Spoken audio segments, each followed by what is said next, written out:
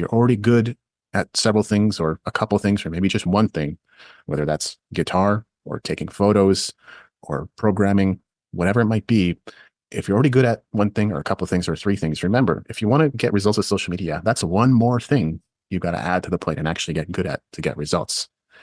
Author and blogger Seth Godin was getting started as a blogger in the early days of the internet. If he had chosen to, he could have had first mover advantage on Twitter, and he was considering it. He decided against it. He saw it as one more thing he would have to get good at. Trying to get good at more things, he felt, would have diluted his focus. He opted to focus on his writing, thereby increasing his chances of becoming the best in writing, or at least in his category.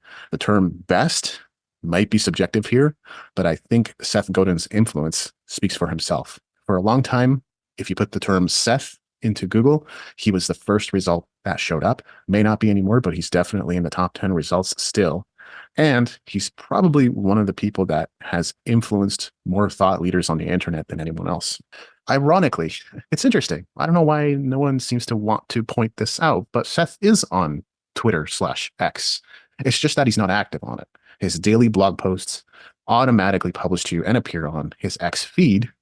And in his case, that is really more than sufficient because he has a following of over 761,000 on X. I don't think he's going to, but if he ever did change his mind about being popular or doing well on X, he would have a pretty good foundation to stand on.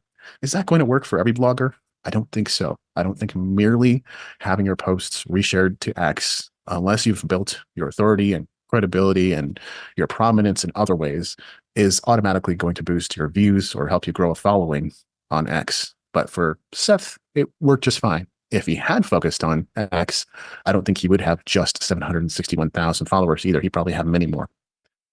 Key lesson, there's actually two here. First is, if you want to become the best at anything and want to have any hope of becoming the best at it, again, best being subjective, you've got to strip away all distractions and give yourself the best chance possible at making that happen.